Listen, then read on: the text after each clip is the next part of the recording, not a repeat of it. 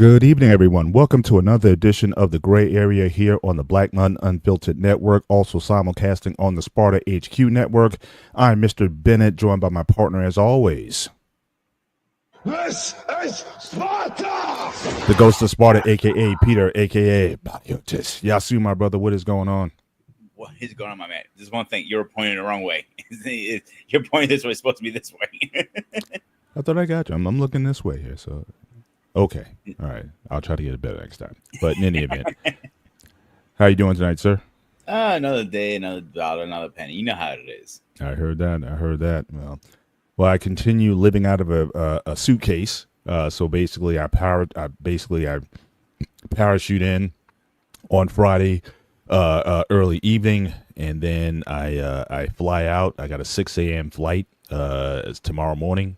And so I got to leave the house by 3, get to the airport at 4, and do all that business of check-in and whatnot, and then get in again. I'll be down in southern Georgia by tomorrow morning, and then I got a 2.5-hour drive to get to the job site. So this has been my life over the last few weeks. I haven't done this in quite some time, but certainly it's a new experience. Lots of new things that I'm seeing and learning, and so just trying to grab hold of it. So this is my thing. So I try to make my weekends as normal as possible. Like I cook dinner before, because apparently like my family just forgets because I'm not here.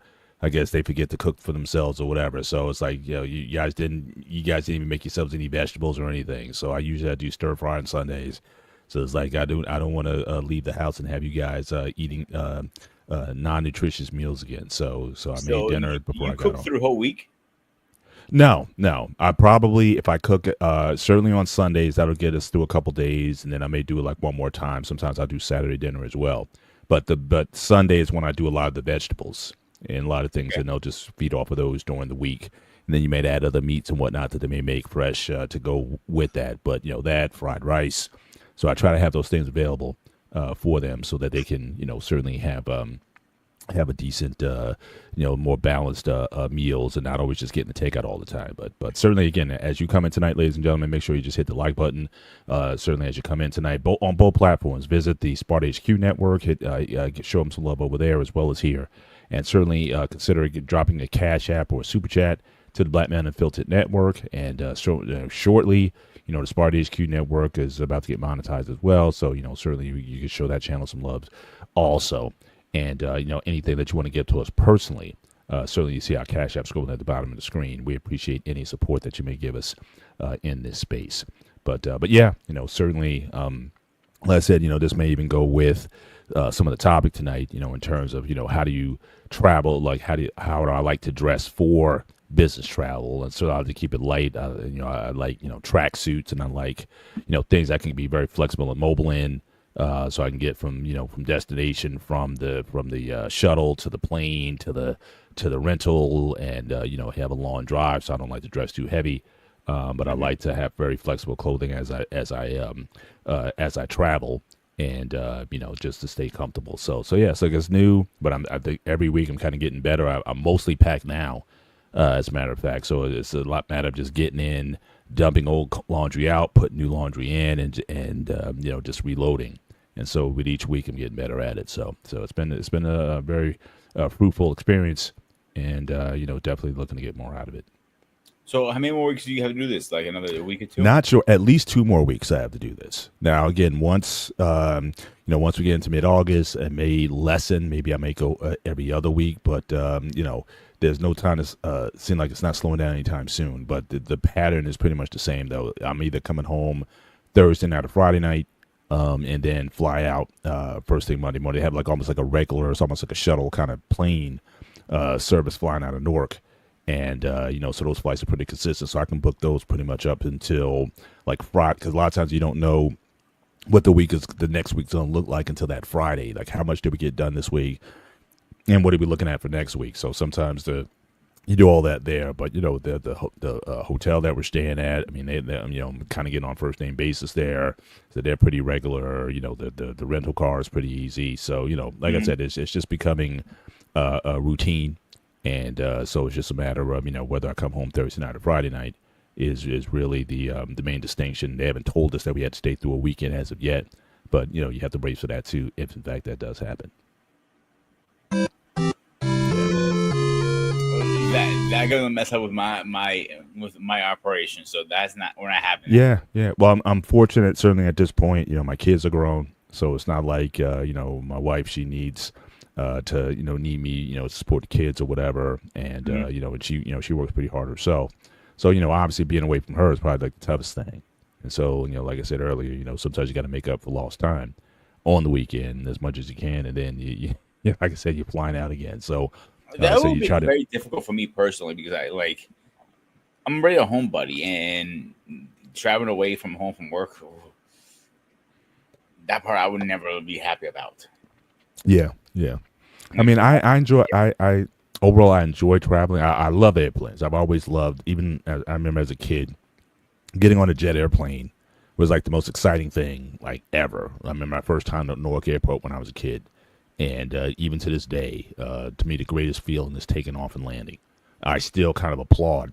That's one thing. Also, I noticed as of late that people used to applaud I remember that when a plane touched down, and I guess it's so routine now that people just don't do that anymore. But I'm still that guy. When I get on a plane, I actually touch the plane. Like I say, I just kind of say a little prayer as I get on the plane. Just get me home, or get to my destination safely. And then when I get off, if people, I do, and I don't make a big thing of it, but I do a little thank you Jesus and a little clap to myself or whatever. Because again, you take things for granted that you can just get home on these aircraft, and but I still do that. But I remember maybe 5 years ago, everybody would applaud if a plane touched down safely. And now people just they just take it for granted. So yeah, absolutely. Shout out to Lost in Translation in the building tonight. Good to see you as always. Appreciate your support. I remember last time I went to Greece. I know it's been years since I've been to Greece, but when we landed to Greece, everybody applauded. It was a big thing, and in Greece it's a little different. They don't bring the shuttle to you. You have to literally walk down the ramp. Okay, right. Walk to the suitcase or whatever you want to call it. Yeah, but I was one of those guys who would literally touch the ground. What's going on, my man? Long time no see. And I was one of the few people who actually touched the ground. I was like the only one. My mom looking, what the fuck you doing? Like, oh, I haven't been here in years. I got to touch the holy ground. I went to work. And shaking her like, Jesus, I can't take you anywhere. Yeah, no, I'm still humbled. I still appreciate coming up and going down. Like I said, I think airplanes to me is still the most fascinating thing that I get to see on a weekly basis, how they work and how we got here. I mean, if you go back to the Wright brothers and all those things that people used to, how they even came to being. Again, shout out to True North Beer Company. Yes, congrats on certainly getting to 500 followers. Definitely very well deserved. I know, Sue and Pete, I know you put a lot of work in. And so this is the beginning. We're just getting warmed up here. Yeah, absolutely. And another thing I forgot about you, North, and you need to come on the channel for our little interview you promised us. There you go. So I think he was waiting for this moment. So now you can certainly see doing that. I appreciate. Yep, definitely appreciate your support there, and also shout out to Marianne Constantine. Always supports us. Also on the different panels. He was on the panel the other night when we were talking about the passing of Hulk Hogan. So again, rest in peace to Hulk Hogan, and we certainly chopped that up. And again, I talked about certainly how I go all the way back with going back in the late 70s. I remember when he came when it was the WWF and his sort of rise from there. So I definitely, so we had a good time on that show, sort of chopping it up. And I mean, I think I'll still make the case to this day. He's probably the GOAT of professional wrestling, whether you like him personally or not, or certainly towards the end of his life. But you got to give him credit where it's due. So that was certainly a good show to certainly chop it up. And it was a very good show because when you talk about his career, we talk about a little bit of everything. That's another thing about Operation Hangout. We might have a topic And that's why I named that the Hangout, because we drift off all the time and talk about other topics too. Mhm. So those 2 hours you guys are with us, it's not going to be a boring 2 hours just talking about Hulk Hogan's whole career. We're going to talk. We talked about NWO. We talked about WCW, TNA, no, AEW. We talked about everything. So it was a very exciting episode overall. Absolutely. So I was actually glad. I'm like, we butt heads at some point. We all gonna butt heads. Sure. We keep it very respectful. And that's the thing. Absolutely. That's one thing Absolutely. I really was stressing with my guys, my team. Like, listen, we might butt heads, but we gotta be stressful. That's why I always put the banner respectful, no politics, and so on at least on the shows I host personally. Absolutely. Absolutely. All right. Well, let's get into this thing.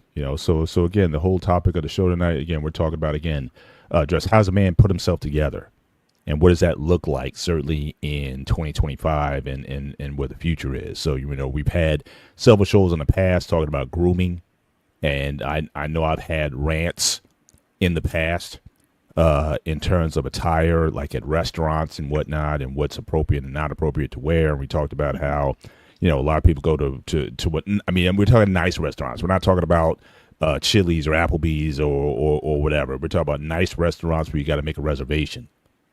And a lot of times people come in kind of, not necessarily. Now, again, I'm not saying dress to the nines, but, my thing has always been you have to certainly dress, I think, where it's appropriate. And, I think there's a place and time for anything, any kind of dress or no dress at all. I think there's a time and a place for everything. But my thing is always, when certain times come, certainly you want to certainly be at your best, or dress at least at where the level should be. But I'll turn it over to you. Certainly, what was your thoughts when you talked about the subject, and how you want to frame the conversation tonight before we go on? Yes, just want to talk about this loss. Yeah, superstar Billy Graham. I talked about him a lot because a lot of people don't understand that basically superstar Billy Graham is really the reason for not only Hulk Hogan but Jesse the Body Ventura. Both of those guys certainly modeled their careers after superstar Billy Graham. So again, the reflection of perfection, your number one selection. Yes, I remember all those catchphrases from superstar Billy Graham. He passed a couple years as well, so certainly rest in peace to him. But yeah, he was certainly a pioneer when it came to not only the physique of what a professional wrestler was, but also the ability to cut a promo. It was a masterclass watching him, so certainly respect out to him. So you can go ahead. I just wanted to acknowledge his comment before we went on. You good, man. So I had a couple motivations on behind today's show. One of it was the whole. I cannot keep forgetting the conversation we had a few months ago about you went out with dinner with your wife and the sneakers was bugging the crap out of you. And the second motivation part behind it, and it was mostly people keep making a comment, oh, somebody with my type of beard cannot dress good. And I'm like, really? Like, because somebody has a beard, he cannot dress good? Putting yourself together is part of grooming, I believe. Not only, throwing a shirt on and, slicking your hair and call it a day, is grooming in hair, beard, or whatever the case you have, what kind of rocking style you're looking for. And the third one is people are lazy. People are lazy now these days. They don't want to take the time and literally go get a haircut. Or, good example, do a beard trim. I do one once a month to trim my beard. So, and the person that actually I give him so much credit for, and check out the channel that Dancy Bearded. His beard is incredible. I think it's at 12 inches right now or something like that. And he has it chiseled, perfect spot, everything. Yeah, he puts some time in the bathroom every day after he showers. He washes his beard, he condition it, he puts heat treat to it, he put oil, butter on it. He does all the right steps like I do. Like I literally, depends on the day. Some days I wash my beard every other day. So like tomorrow's a wash day. So tomorrow I'll take a few extra minutes in the bathroom, put my, I use a heating brush versus a blow dryer. Either one works fine. And you can get a nice look in your beard. Now, do you comb your beard? Is that something Yes. that you? Okay, Yes. all right. I I just want had- one thing I want to clear out, and I know Truth North is going to jump in the comments and minutes when I say this. There's just two kinds of combs you want to get: funeral combs and a good comb. The funeral combs, what we call it in the beer world, is those combs you get in the clipper sets. Mhm. They come in. Don't use on your beard because they're stamped out and they have little edges and they can actually damage your beard. A wooden comb is very good. A Kent comb is very good. A Detroit Brewing Company is a good comb. There are so many good combs out there. Wooden, you can't go wrong with that. That is go-to. You have that problem, right, Paul? The hair yours. I can't.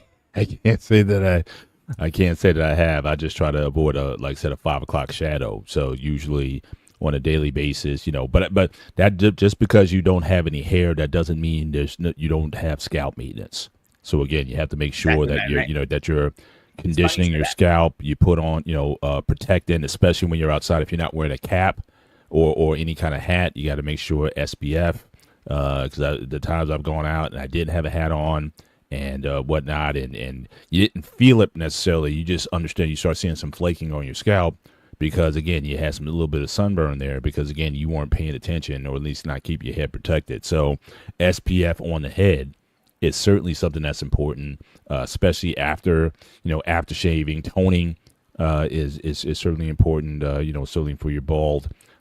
Maintenance, making sure you use a good toner so you prevent razor bumps from forming and ingrown hairs from forming certainly on your scalp. So so those things are certainly important for your grooming care as well. And of course, if you shave your face on a daily basis, then making sure that you're using the proper razors and the proper technique. Like I said, I went through a change where I used to use a lot of the Gillette products, the 3-blade, 4-blade, 5-blade cartridge systems, and maybe about 7-8 years ago I actually went old school. I went back to what my dad used to use, was basically the dual safety razor, dual edge safety razor. Yeah, that's what I use. Yeah, from back in the day. So I started going back to that, and I got significantly less cuts. Now again, finding the right one was an issue. Because again, some, just the way they're designed, some are a lot more aggressive. Choosing the right razor blades is also important. So it took me a while to find the right one. And I actually, when the one I had, it broke after a few years, I went and got another one, but it was too aggressive. And so I found another one. So I get mine. It's actually a single edge razor, which is also old school as well. But again, I get significantly fewer cuts and nicks. Certainly using that as well. It's very safe, and the way it's shaped and designed. I get mine from a company called Supply Co. And they certainly designed in such a way where it perfectly sits on your face. The angle is already preset, so all you gotta do is just kind of move it, and there's like I said, very little nicks and cuts with it. So I use that on my face, and I use a 6 head shaver, 7 head shaver on my head. And, so that, again, also prevents nicks and cuts. Obviously, this is not there's no straight lines or edges on my head. So, you're dealing with a round surface and not a straight one, whereas a lot of the razors have a straight edge. And so, definitely making sure that, using the shaver daily. It's almost like if you ever seen like a Norelco shaver or, I know Pitbull, I think they were one of the first ones that came out with these head shavers, and now they're pretty popular. So I've tried the 4-head, the 5-head, and now I'm up to a 7-head. And so that works great for me. The only thing I would recommend for a person who's going to shave their head using one of those products, I have to recommend one thing for you. Either you have to use electric shave or Atra pre-electric shave. But I prefer, because I've used both over the years, I prefer the electric shave because what it does is it stiffens your hair, so it almost kind of makes them stand up. And what it also does is it provides an excellent glide path. If you just put one of those head shavers on your head and start shaving, let's say after the shower, what have you, it doesn't move freely over your head. The electric shave provides a nice glide pattern. It's a much more comfortable shave. It's a much closer shave. And again, you don't get the nicks and cuts that you would, that you would get using a regular razor. But a lot of guys who've gone bald and have different ways of shaving their heads, I try to tell them, it's like, look, just try the electric shave.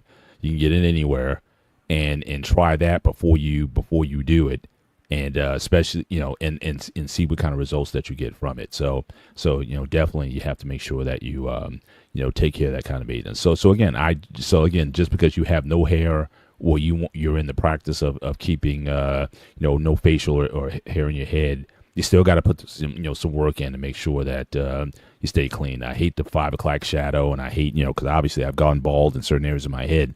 So again, you want to make sure that you have an even surface. And with the head shaving, I can do that a couple times a day. 5 o'clock shadow, I can just go up and just touch it up again and be ready to go. And yes, I'm like Lost. Yes, I also have several hats. Also, I'm a baseball cap guy. And so I have several baseball caps that I'll use. I haven't gotten into like the mature game. So, like the fedoras and those type of hats or what have you. I haven't developed that kind of style yet. That's very OG for me. And so I haven't picked that up yet. I think it makes me look a little bit older than I want to present myself at this point. So I'm usually a cap, or I'm a Kango guy. I still wear Kangos. I still wear Kango caps. Certainly, I love that style. In fact, my daughter, she just picked up a cap from the Kango store in New York recently, and so I still appreciate those. But but certainly, what beanie? Do you wear those once in a while? What's that? A beanie? Do you wear one of those in the wintertime? Yeah, just a knit beanie on the head in the wintertime, because that's the thing. Because I don't have any hair, one thing I do have to be mindful of is when the weather is very cold. I seem like I'm a little bit more sensitive to cold with a shaved head, but I got to even be mindful of that even when I'm indoors. So it's weird. This job site that I'm at, like I said, I'm in southern Georgia, and it's like 100 degrees down there every day. But for some reason, the manager in there, he keeps the temperature like at 70 degrees. So the room is freezing. So I'm wearing a baseball cap inside. And it's just a big joke now. Like, someone goes over and adjusts it to 72, comes in, who changed the thermostat to 72. So everybody complains about the cold in there.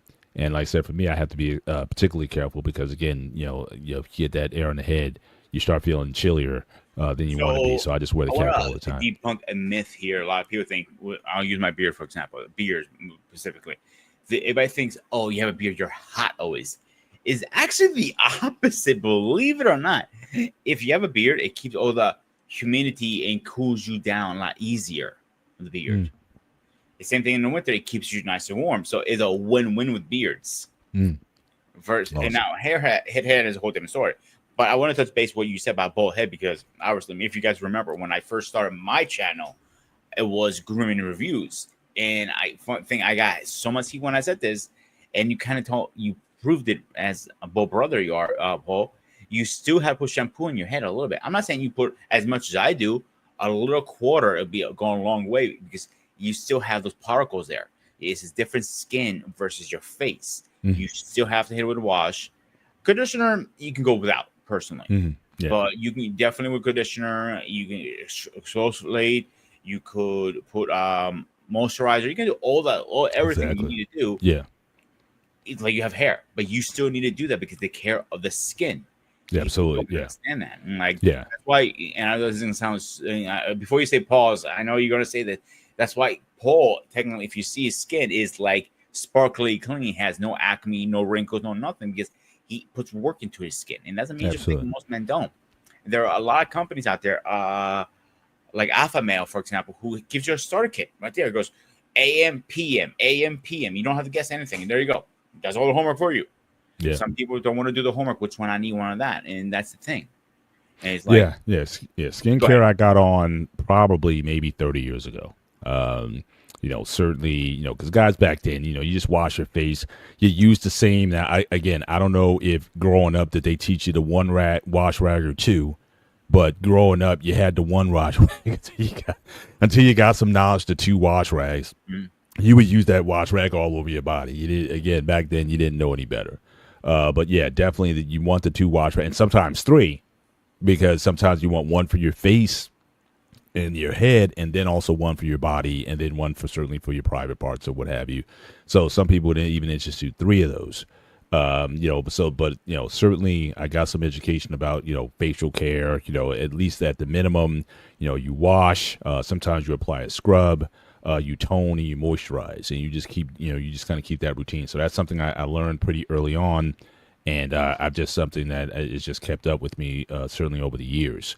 But yeah, certainly taking care of your skin, using exfoliants and whatnot. I've always been on that. I never felt any kind of way about it. Guys like, oh man, you're being like a girl or whatever. But I'm saying, I'm sorry. I don't care. It's like, I'm a girl. guys. You need to take care of your skin. You certainly need to look good and avoid premature aging of your skin, especially if you're out in the sun.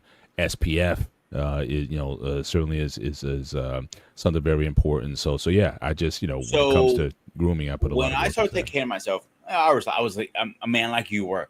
I don't care. The cheapest is the better. I thought. You know what I'm saying? Mm-hmm. And like I used to get it like for my face. I used to use hand soap. That's what I used to wash my face with. Yeah. And afterwards, I used to just get some rubbing alcohol and call it a day. Nothing crazy. But I didn't really get into skincare really about almost 6 years ago. And it was like, again, I got kicked credit to his huge wife. She goes, dude, you got nice skin. You just have acne issues. A good face wash, a little, moisturizer can go a long way, and some sunblock. Mm-hmm. I took her, I didn't know. And I was with my ex at the time. She goes, I'll do the homework for you. She got me everything. She explained it. She broke down in detail. This is what you need, what you don't need. And after that was just history. I just started doing research and I learned it. Yeah.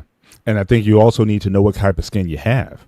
Do you have oily skin? Do you have dry skin? Or do you have combinations? Some people have what's called that T-zone that's oily here and dry everywhere else. I think you need to know, because, again, to just take a product off the shelf to start, even if it's a good product. But, again, if it doesn't treat oily skin, if that's your problem, especially if you're prone to breakouts and acne and whatnot, get your skin analyzed. And by someone who knows. I remember years ago I went to this thing. They had this machine. It's sort of like this blue light machine, and you put your face in it, and it would actually, you look at yourself. You look kind of freaky when you're looking at it, but it had all these zones, these lighted zones that would tell you, okay, these are your oily areas and whatnot. And once I found that out, then I knew what to use and what not to use. Again, even if it's a good product. So again, men, know what it is that you what you're dealing with before just picking a product and start using it. You can be doing more damage to your skin. And certainly, as Pete said about the soap, yeah, I mean, those soaps really can dry your skin out, and you put alcohol on top of that. So again, I use, even now, I tend to use toners without alcohol in them, because, again, especially after shaving, you don't want necessarily the burn. So I tend to use ones that use agents that still do a deep cleanse, but again, you don't get that razor burn that you do using alcohol based products. So first, when I learned what kind of skin I have, my cousin's daughter, who does makeup, professionally, all that stuff, and it was kind of bullshit. Where I go, how do you know what kind of skin? He goes, by your nose. I'm like, by my nose. What about my nose? I go to her. She goes, I'm like, why are you petting my nose? She goes, you just take the oil right off it. She goes, the nose is the only area in your face you would know instantly, because that's one place you don't really sweat as much. Mm-hmm. I go, really? He goes, yeah. So she goes, you have oily skin, and you're a chef, so you get oily on top of sweat is just bad combination.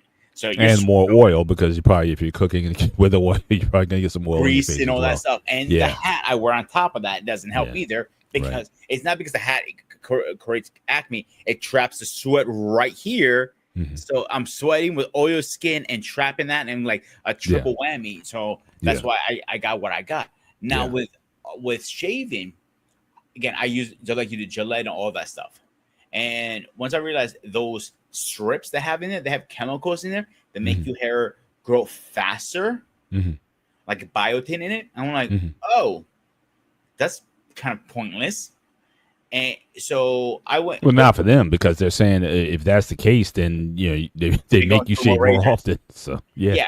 So that's where I was introduced to auto shaving. I was like looking into it, and this is before they shut down all locations. Back in 24, a year ago, pretty much, they shut down all store locations. Now I didn't know that.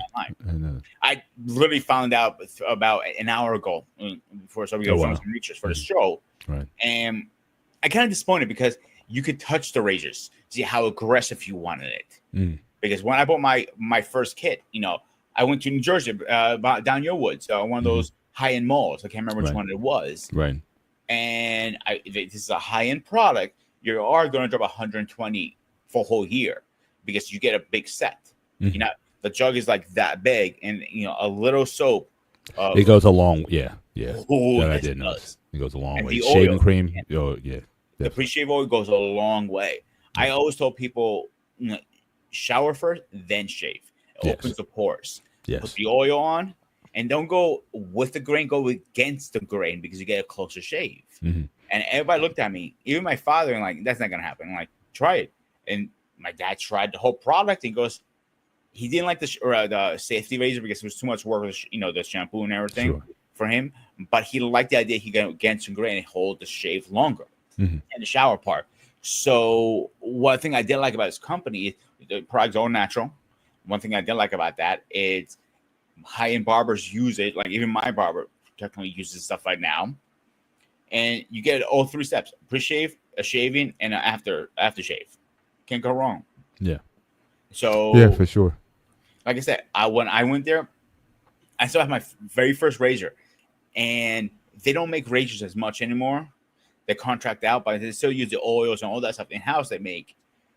But went to a store, they have a master barber in house.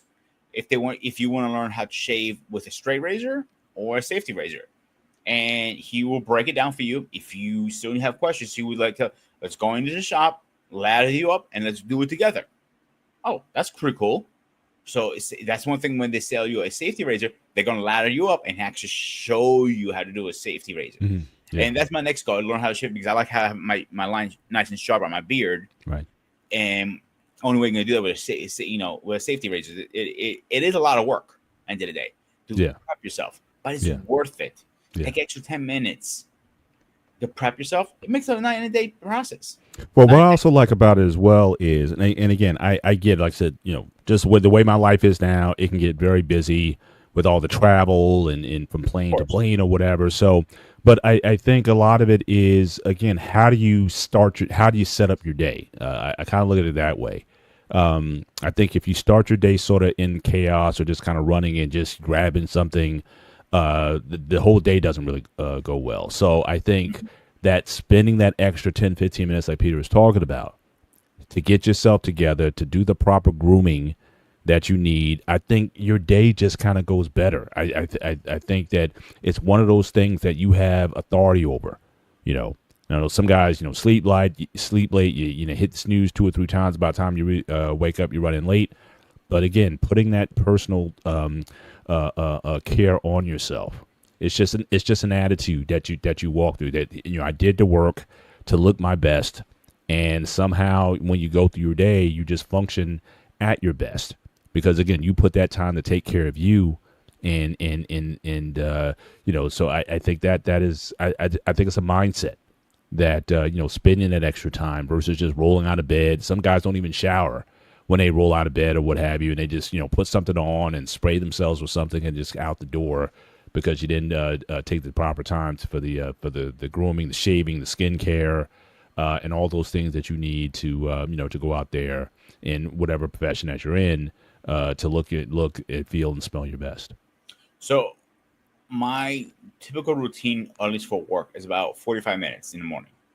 30 to 45 minutes depends, how many times I hit the snooze button. And I mean, from making my bed, and I know it sounds silly making your bed, but it makes your day start well. It does, yeah. I watch the general. I don't always do it, but you're right. It's just those little habits that you do, having a routine every day. Yeah, certainly I think it makes sure that your day starts. So I learned this from a YouTube general guy. He was giving a speech and he said, and I have to find a video. He says, the first task of the day is making your bed. If you made you did your first task, what's the next task? And I took that. Legitimately, I took that. So my routine is washing brushing my teeth, obviously, washing my face, oiling my beard, brushing my beard out, combing it, whatever. Because I like to exfoliate in the morning a little bit with a beard brush. Then I hit with a just a comb, just get it straight, like the way I like it. I used to be a shower in the morning person. I changed that when I became a professional chef because it's really the point to shower in the morning. By the time I get home, I'm all sweat. I got to shower again.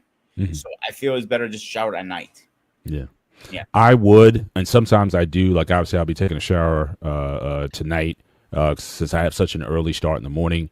But a lot of times I do tend to overheat, and I sweat through the night a lot of times, so I just feel fresher. Certainly in the morning, especially if I have things to do in the morning.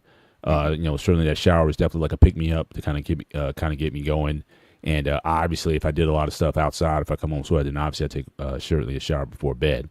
But that sometimes that morning shower is what I need to kind of get everything kind of started. Especially again if I'm shaving in the morning, and if you do shower at nighttime, so what do you do in the morning then? You just wash your face and that I sort wash of my thing? face.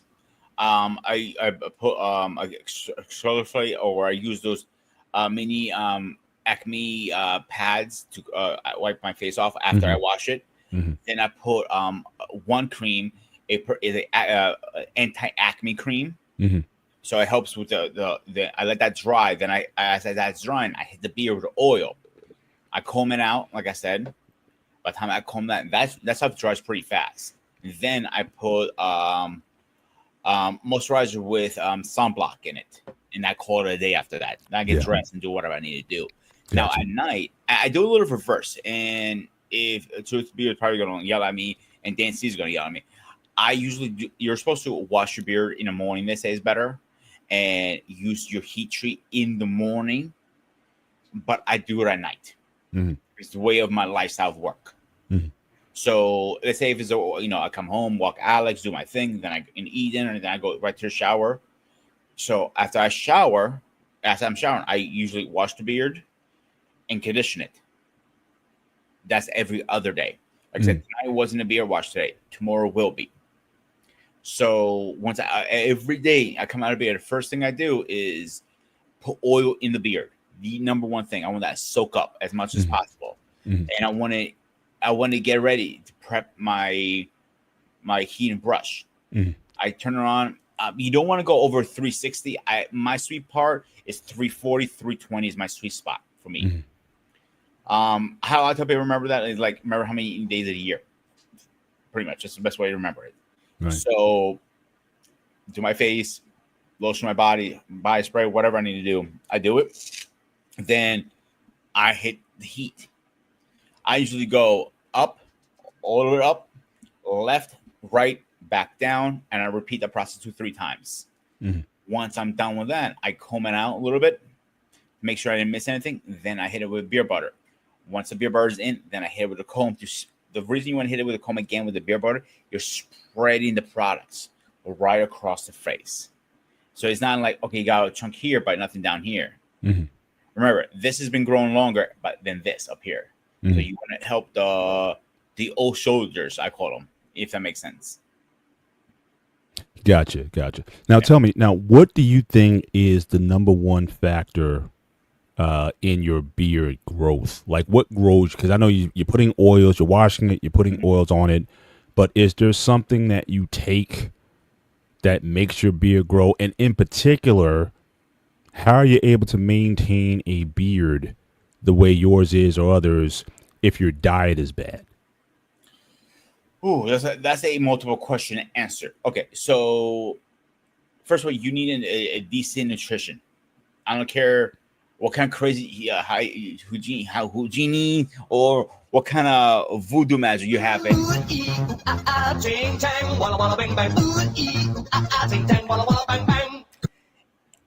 If you don't have a healthy diet and hydration, your beard is going to be retarded. Pretty much, that's the best way I can put it.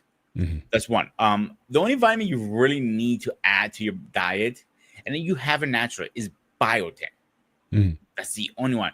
All these snake oils we have, it says, oh, guess what? You need, got this, and you grow your beard 3 inches in a month. You're on crack. Very simple. That's the best way I can put it. There are a combination of oils like peppermint. Peppermint is a proven studies that will help it boost a little bit. I'm not talking you're going to grow it 6 inches in a month or 2 inches a month. Mhm. Your average is about a quarter a month, I believe it is. I might be wrong on that number. Mhm.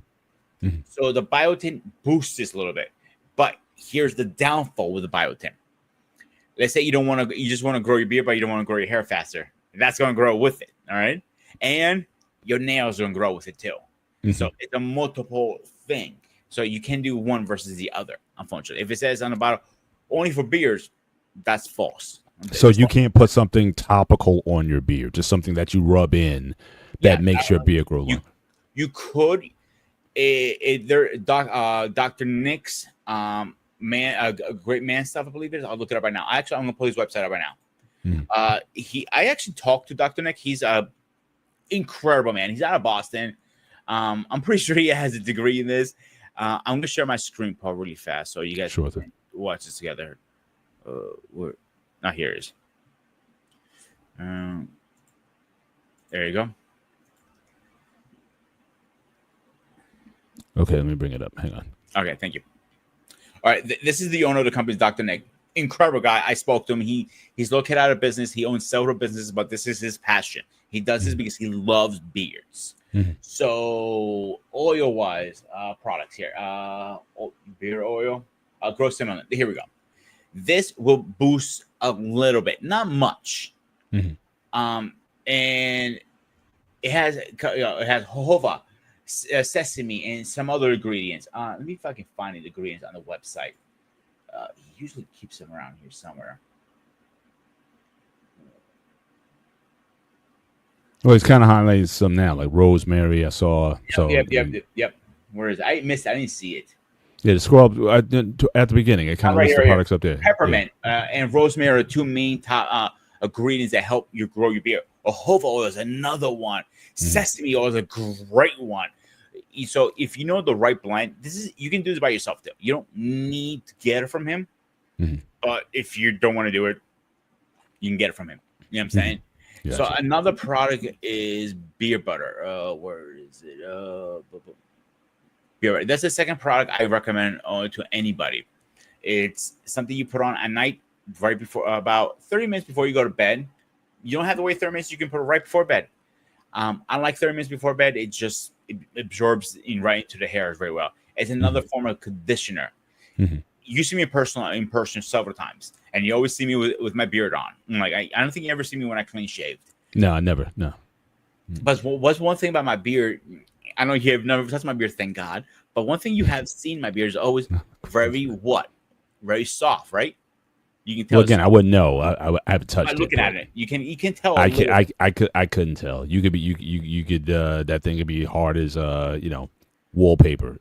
Everybody who has touched my beard, and I mean this. I know even my barber, he goes like, I can't deal with your beard; it's too soft. Like he goes, and it's not too soft. He cannot deal with it. He's not used to soft hair from a beard guy, if that makes sense. Yeah.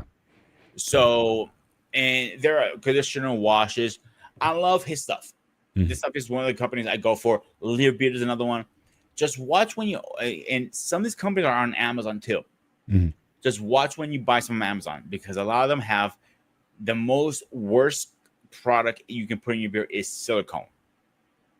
It will destroy your beard. I don't care what you do to your beard. It's going to destroy your beard completely.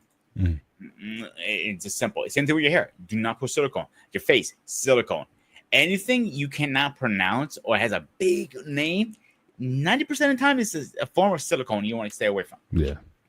So stay with the natural products, the natural oils and whatnot. So bingo. That's where to go forward. Bingo. Yeah. Well, I think we covered, certainly the grooming aspect of it in terms of hygiene, hair maintenance, and again, whether you have hair or not.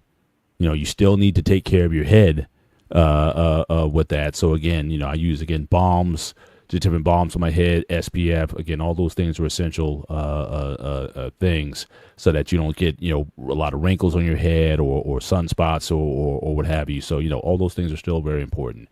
The only thing I want to add to that before we move on home is even a beard oil is great for your hair, for your bald head or your hair. Like, when I did shave my head, if you remember, it was a year ago, I think right now, it's probably a year and a half.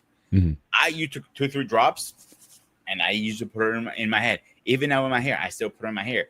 because it's natural oils that your body needs. Right. I'm gonna have to try that, and certainly if True North Beard Co. Again, I've been asking. So again, if you got something for the Ball Brotherhood, certainly shoot some samples our way, and certainly I would certainly love to try some of that stuff as well. So so I love promoting again healthy bald head care. Certainly as grooming promotes healthy beard care, and the combination, because I know a lot of bald-headed brothers who have big beards. My brother-in-law in particular, he's like that. It's a very bushy beard, but he keeps his head shaved. So that's also a popular look, that especially with black men, that you're starting to see more. And even the guy you were just showing on his website, he has basically a bald head. With the long beard. Yeah, they have a name for it. Bold beard, beautiful, or something like that. I don't remember it. It's literally saying like, hey, it's their own. If that's what they're rocking it. If it works for you, it works for you. Oh, okay, cool. How long is your brother-in-law's beard? Maybe a little bit, maybe about an inch longer than yours at this point. Last time I just saw him this last week at my daughter's grad parties. So yeah, maybe another inch longer than yours. Certainly at this point, and it's wide, so it's not like it doesn't just like thin on the sides and comes down. It kind of goes out and then down, so it's almost like a rounded kind of. So what it is, he needs to just trim it, because what you see my beard, if I do this, it goes out. I comb it, right, to keep it in that look. He just needs his it kind of forms like a almost like a circle. It kind of comes out, but that's how he likes to wear it. So he each their own. Yeah, absolutely. But let's talk about dress code a little bit. Like you were saying earlier, I did have a bit of a rant about going out to a restaurant, and like I said, it wasn't so much about the people wearing sneakers, because I do recognize that there is some footwear, especially sort of like adult type of sneakers and footwear. In fact, I wore some today that I think is appropriate for going out in. I know some people tend to dress that up. It's almost like what you would wear like a moccasin shoe for. Some people are wearing sort of like the flat sort of canvas style sneakers or leather style sneakers that way. But my thing was, it's like when you go to a restaurant and you're a nice restaurant and you're wearing a t-shirt with inappropriate wording on it, or you're in shorts, or just certain things like, now again, I even saw this yesterday. Now, again, I was raised that when you're at the table to eat, you take your hat off. That's just something that you always do. Nobody takes their hat off at a meal anymore, and which I always found kind of strange. I thought that was just something that people were just kind of raised with. So just different things I was seeing like that. Knit hats, baseball caps. It doesn't matter what it is. Just people are just coming in, not in my view, properly dressed for like I said, a nice restaurant. Like I said, a restaurant that you have to make reservations for. You're waiting. Sometimes even after your reservation, you're talking about a 30-minute wait because the place is popular. And again, you want to, you dress nice for the occasion. You're out with your lady. You want to look nice, and then you look across the table, and people are just sort of wearing anything and everything. Kids are wearing, sneakers or whatnot. Like even the kids aren't being taught proper dress code. So again, I don't want to be too bougie. I know you got a lot of channels out there, style channels in terms of what men should be wearing and whatnot. I don't want to get so caught up in specific styles per se, but maybe just to talk about some fundamentals about what should be essential, I would say, in a man's wardrobe for 2025. What are certainly some keys that you think that are, that if I was to go into your closet now, it's like you should have this in your closet. What are some of the things that you would think are sort of like a men's essential? And then also you got to look at, if you got stuff in your closet, things to think about. How long have you had it? Because I get it. I mean, there's trends and whatnot. You definitely don't want to dress too trendy, because once trends change, then you might look at a place wearing things. Back in the day, people were wearing teal blues and purples and oranges and just a lot of these sort of bold colors because that was sort of like the fad at the time. But I think there's classic colors and combinations that I think never go out of style. That again should be in there. But again, I think there's also a time when a guy has to go into his wardrobe and say, is what I have, is it a bit dated at this point? What might have been in style maybe 10, 15 years ago, is it appropriate for today? Or putting things in your wardrobe you don't have to worry about regardless of the time. It'll always be in vogue. So what are some of your thoughts on, again, wardrobe essentials, for a person who may be, going out, even if you go into the gym? I think there's gym attire that I think people need to be mindful of. But where would you start if you were going to build a wardrobe so you had nothing in your closet? Let's start from the feet and we'll just work ourselves up. Okay? There you go. Go ahead. All right. First of all, number one, shoes. Depends where you're going. If you're going to the gym, sneakers. I don't care if they're Pumas, Nikes, or Under Armour. Pick a pair that you like and comfortable. Dress shoes are number one. If you're going to a wedding, court, an end of view, or a nice dinner with the missus. But you also need a pair of nice dress boots for the winter, because sometimes the dress shoes are not great for all year round. So be careful what you get. So you want to get at least. I have three dress shoes: 2 winter, 2 summer, 1 winter. Mm-hmm. Dress pants. Dress pants are always going to go well with anything. I always go with black because that's a universal color that would never go out of style with dress pants. A nice pair of jeans if you're just going out for dinner. It's something casual. Mm-hmm. Now for the gym, sweatpants or shorts. Those are the only 2 things I want to see you guys wearing. Mm-hmm. If you're wearing jeans to the gym, I'm going to probably make fun of you. Mm-hmm. Like I see people do it all the time, and I don't understand that. I think it's stupid, to be honest with you. You can't move in jeans as well. Well, now you can't. I mean, they got these hyper stretch fabrics now that you can certainly move a lot more comfortable in. So like for a lot of guys, I guess you can. I know some power lifters who would certainly work out in jeans. But again, that's where it's not normal gym attire. And by shorts, we don't mean those 1970s shorts like the Richard Simmons or whatever. We're not talking about those kind of shorts. Like a pair of Under Armour. They should, yeah. You should. They shouldn't be so short that they see your undergarments under the shorts either, or too baggy. You don't want to wear boots or dress shoes when you're working out. You wear sneakers. Yeah. What sneakers you want is up to you. So we got the bottom done. Let's move up to the torso now. Now for the gym, a shirt. I don't care what kind of shirt you wear. A graphic shirt or an Under Armour shirt. Pick one that is comfortable.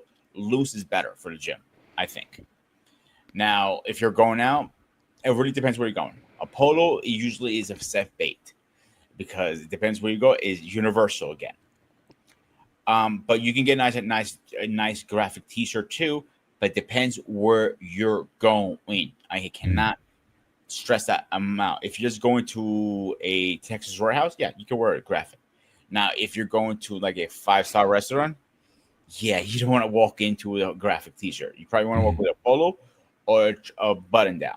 Yeah. Now, with my button down shirts, I always go white. The reason I always go white, again, it stays classic colors. I have other color or even black, or the stripe ones. Those are usually the couple colors I have that really don't go out of style if you think about it. They keep going rotation. You know what I'm talking about, right, Paul? Yeah, sure. So now we got the torso, decoration for the hands. A watch is always a safe bet.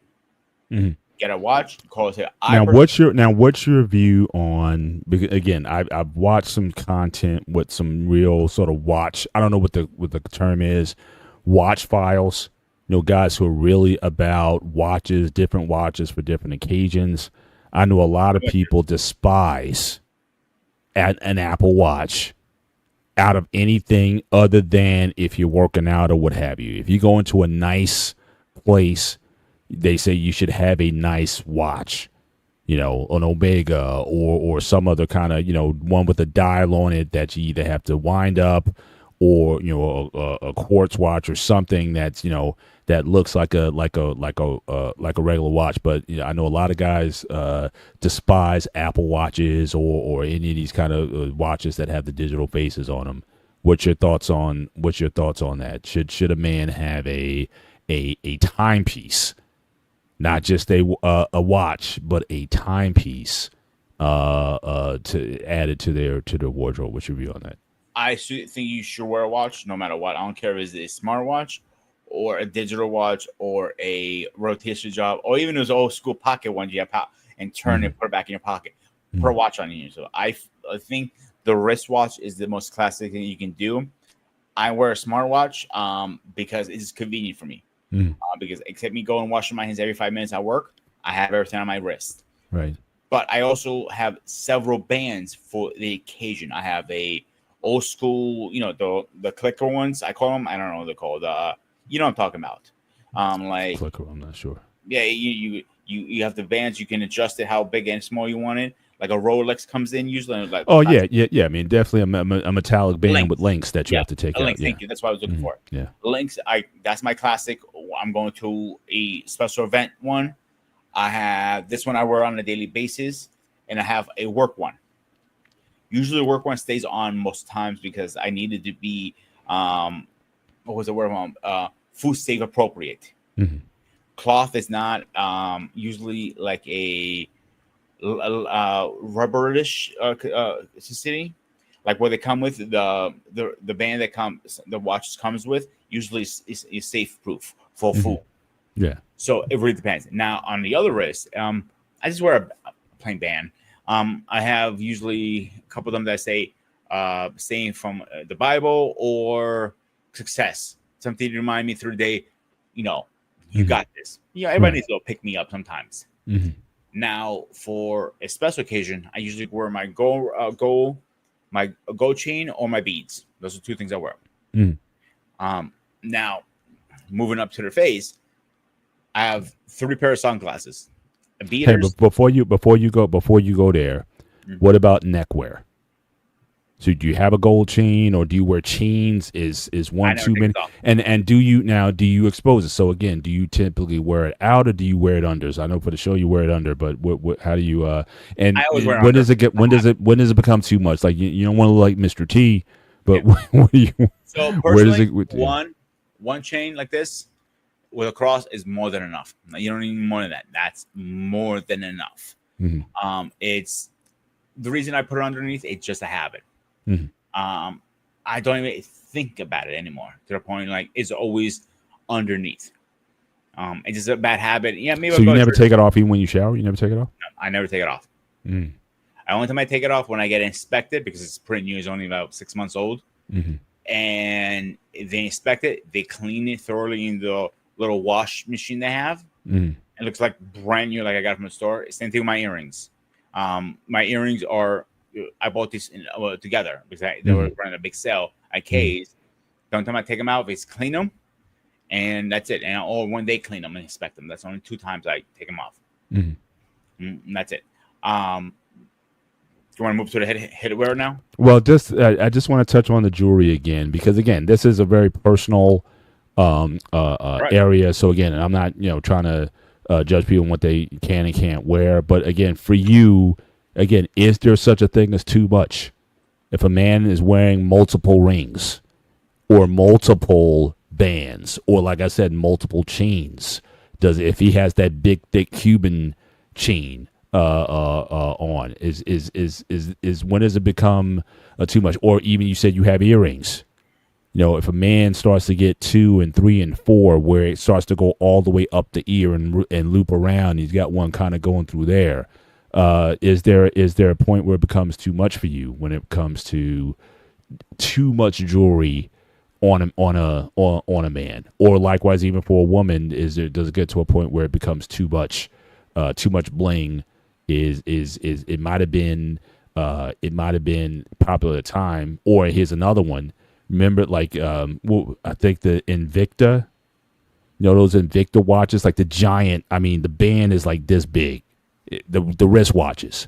Really thick. They're about that thick, and the band is like that big. I know that was like a popular brand again, maybe 10 years ago, where everyone was getting these heavy, a little bit, actually. I see a few people those wearing heavy Invicta watches or whatnot that it seemed like they weigh 5 pounds a piece that you're wearing on your hand. So okay, let's start with the wrist first.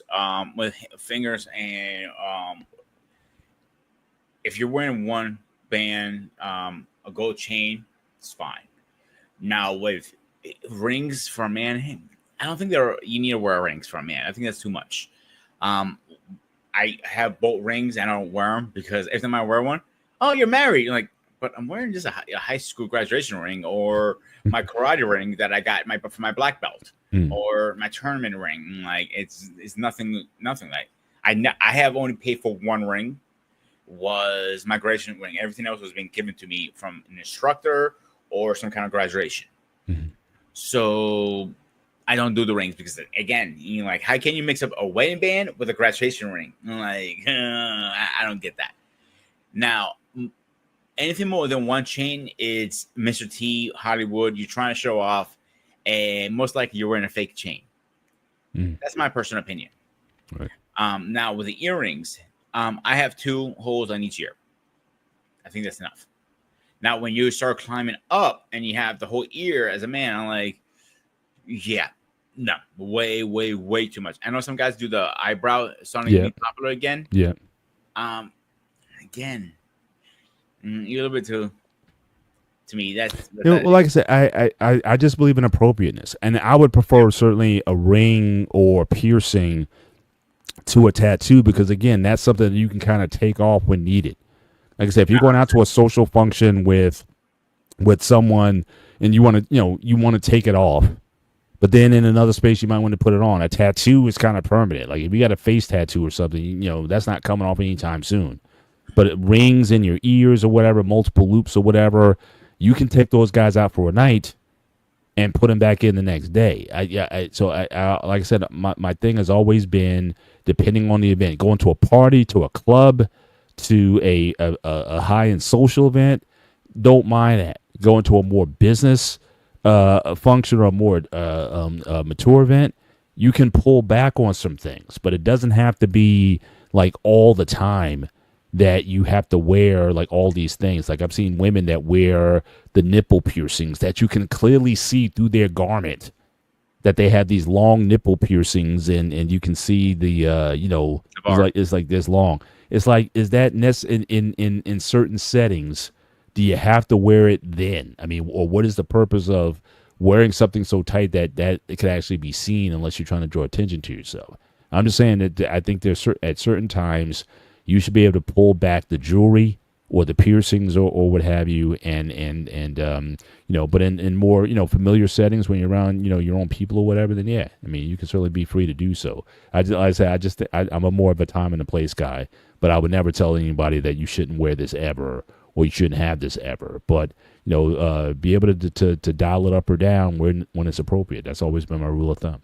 I'll be honest with you, with the tattoos, a neck tattoo. Yeah, I see where you're coming from on the neck tattoo side of it, but sleeve tattoos, I can tell you multiple CEOs I know that don't even roll the sleeves down because they have more tattoos than me, actually.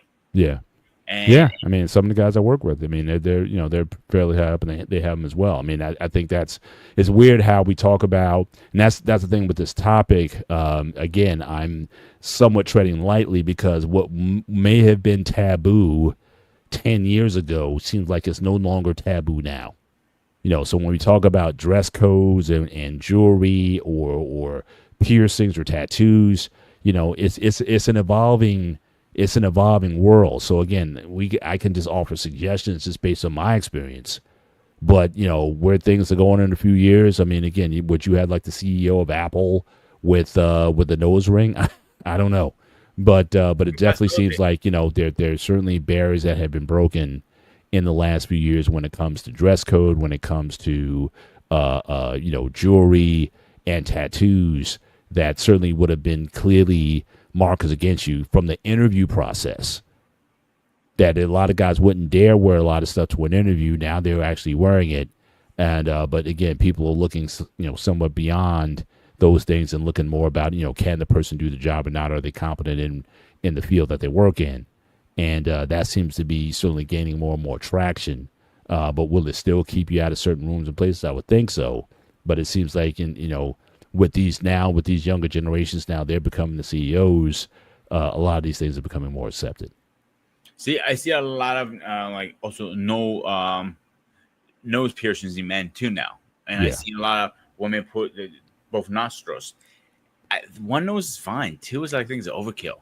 Even when I know what it's called, but they put the bar between the nose. So I saw that tonight actually. Yeah, and I see a lot of females, and I think that's too much.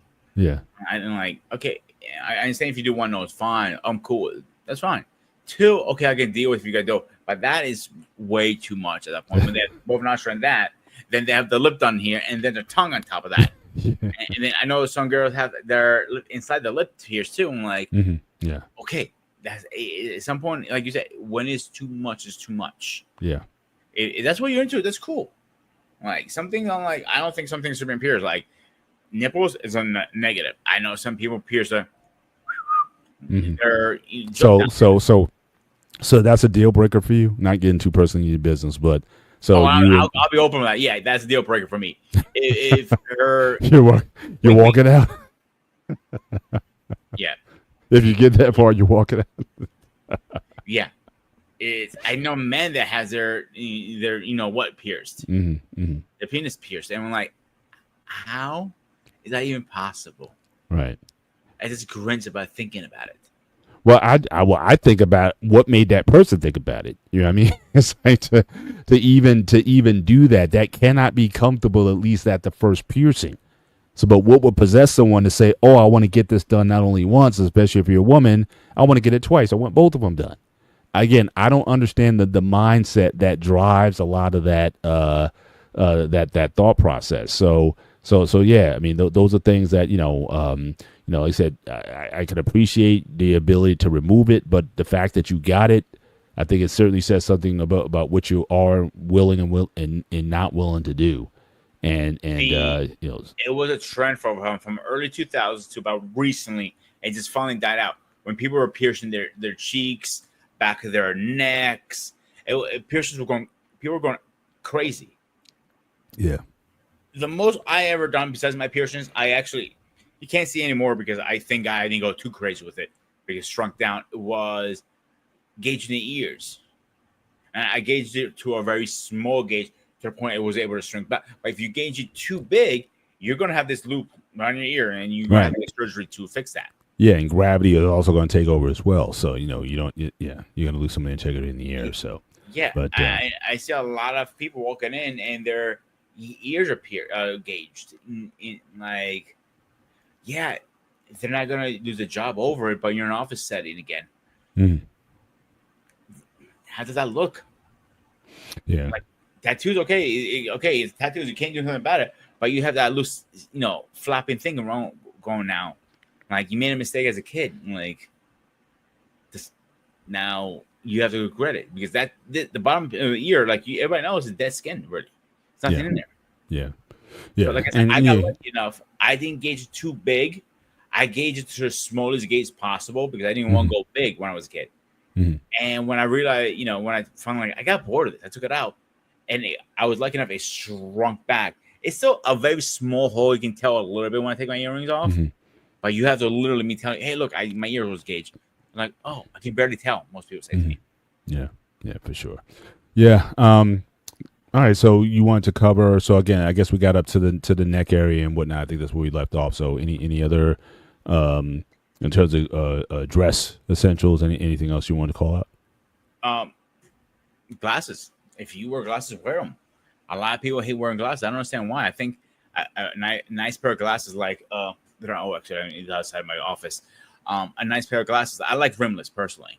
Mm-hmm. I think they can be a nice cherry on top of the whole dress thing. Yeah. What do you think?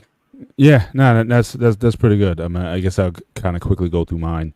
So starting just with the footwear. classic pair of black dress shoes. Now, again, I understand comfort. Now, you got some brands out there like Stacy Adams in terms of style wise. The styles look nice, but again, they tend to be on the trendy side, and they're probably the most uncomfortable pair of shoes I've ever worn. So again, I'm at an age now where I'm not willing to compromise style for comfort. At the very least, if you do get a stylized shoe, make sure that you're able to replace the insole with an orthotic. And that's another thing as I've gotten older. Also, certainly both my wife and I, we both got tested and fitted for orthotics, and so we as much as possible we put that into our footwear. Take out the original insoles and put the orthotic insoles in. Certainly helps out, and certainly both my wife and I have had foot issues over recent years, and that's just something that is certainly becoming more of a must. Orthotics, certainly in your shoes, is certainly something to consider, and don't just wait until something bad happens before you get that to have that looked at. Make sure you have the proper foot fittings for your shoes. So again, classic black. I also like burgundy. I'm a huge fan of burgundy. Or like a cherry color show in a brown. Certainly in a dress as well as a casual loafer is always good. I like the fashion boots as you talked about earlier. Certainly a stylish boot that you could wear out. That has that kind of goes up the leg a little bit, especially if the weather's a little bit inclement. But again, we can go inside, but it's not a winter boot. That's a totally different thing. I don't think you should wear a winter boot when you're going out to dinner necessarily. So again, I agree with you certainly on the footwear. As far as slacks, again, black is always in style. Navy is always in style. Charcoal gray is always in style. If you wanted like a cream or brown color or khaki color, just have those colors in it. But again, you don't necessarily orange and burgundy and lime green and all these colors, man. If for again a fun occasion, there's nothing wrong with kind of putting that on. But again, with those colors, you can never go wrong with those. Make sure you have a belt that matches your shoes. That's something that I think is important. I think those should match. Your socks should always be dark, especially if you're dressing in slacks and whatnot. Never white shoes. I can't tell you how many guys, especially from foreign countries, they come over and they wear white athletic socks with their suit. And you should always try to wear dark socks, if not black. You'll never go wrong with black socks. But again, that same thing: black, navy, charcoal gray, or like I said, a brown or a khaki sock. You can never go wrong with certainly those colors. But again, when you sit down, I shouldn't be seeing white sweat socks on in a business suit. That's always something that's kind of always annoyed me, certainly over the years when guys do that. Again, but these are just sort of proper things that, again, someone should learn very early on. So again, having that. As far as shirts, as Pete said, you can't go wrong with a white shirt, button shirt. And also I would say a black button shirt. I think black to me is like the new thing. I mean, it makes everything out, especially me being certainly an African-American man wearing a black shirt. It just makes my skin tone sort of just pop out when I wear a buttoned black dress shirt. So again, black or white is good. But again, if you want to go to like a blue, a light blue, that's always also a classic color as well.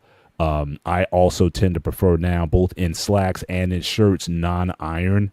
Because the one thing I hate doing is, especially when I am in a hurry with everything else I'm doing, the last thing I want to kind of slow down and do is like, oh, I need to iron this shirt, or I need to iron these pants. So having slacks and shirts that are made with the fabrics where you at least there's a minimal, you might want to touch it up with an iron, but you don't want to be in there working the iron trying to get those heavy wrinkles out of fabrics that wrinkle very easily. It's like as soon as you iron the thing, and then a few minutes later, just you sit down and get out of your car, it's wrinkled again. So again, avoid those sort of, those thick cotton fabrics that wrinkle easily. And for me also, because of just, my training and whatnot, and just the way my body is shaped, a lot of things don't necessarily fit on me right out the gate. So again, I like getting fabrics that stretch. And again, the way clothing is being made now with slacks, with jeans, as I said earlier, with shirts, you want something that's going to give you some give. Whether or not you are working out or not, if you gain weight, lose a little weight or whatever, it'll kind of grow with you. So I like, the ability to move. Same thing with suits now. A lot of the suits that are suit separates that are being made now have that kind of stretchable fabric that allows you to move. So anything that allows freedom of movement, I'm always for. The other thing I would say is, again, I think you should have at least one blazer. Again, it could be again, black, navy, or like I said, what do you call it? A khaki colored blazer. I think always is fun. And with a blazer, you can wear almost anything underneath. You can wear a t-shirt. With that, it just a jacket automatically. I think that's probably the fastest way you can make something people just notice that you're sharper is just by putting a jacket on. And I've seen a lot of nice get-ups where guys wearing jeans. And again, I prefer certainly fitted jeans, again, with some stretch. I don't like the loose or the baggy ones per se. But again, the fitted jeans, but not so tight that they're cutting off circulation. Get something that's got some stretch with it. Make sure that they're long enough, okay, that they should get to your ankles. And again, a pair of dress shoes or dress boots. But you could wear a t-shirt with a jacket, and you're sort of in a higher status, a high level of function, and you can go into a lot of different places, certainly with that particular look. So I love a blazer that a guy can wear. And as far as suits, again, if you had, maybe 2, maybe 3 suits, again, black suit never goes out of style. Navy blue suit never goes out of style. Charcoal gray never goes out of style. And you can mix and match in terms of different combinations you can wear. Your necktie. Now again, I was raised with the idea that you always want your tie to be a bit flare. So again, especially if you're wearing these somewhat muted color suits, what really makes you stand out is having a nice, bright-looking tie that pops out that has some red in it, that has some accents, something that really steps out. Wearing a tie bar to kind of lift up the top, or even wearing a tie clip, so you don't want the tie kind of swaying left and right. Where you always have to kind of reposition it, so you want it to kind of stay where it is. I've always been a fan of tie bars. That's an old school sort of a piece, but I love tie bars and tie clips that keep my tie perfectly where I want it. And I think that's as far as the dress, as long as you have those essentials. So if I went to your wardrobe, if I had a son who was like 16, 17 years old, okay, we need to get you a suit. Because again, we want you to look decent for different functions. Get you some nice shoes, a good suit, or like I said, at the very least, a blazer. Because a blazer, you can dress up jeans and a t-shirt, or not so much a t-shirt, but a nice kind of fitted shirt with a nice blazer. That's the fastest way that I think of that you can certainly uptick your look. Is just having something, keep it in your car. When you go in certain places, if you're going into a building or a nice establishment, you can easily just reach back there, put that blazer on, and you look like $1 million when you go into the establishment. So that's a fast dress up that you don't have to necessarily think that much about, but just keep it handy if in fact you go. Because some places, some restaurants, even still, they won't let you in without a jacket.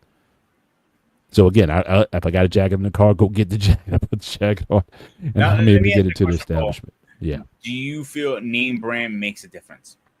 No.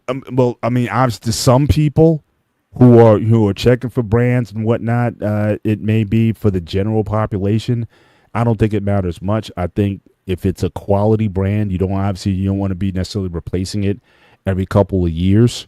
It should be doing. There's a lot of, I think, non-branded merchandise, and again, I kind of work somewhat in that field. There's a lot of companies that make the same the same fabrics, the same thing.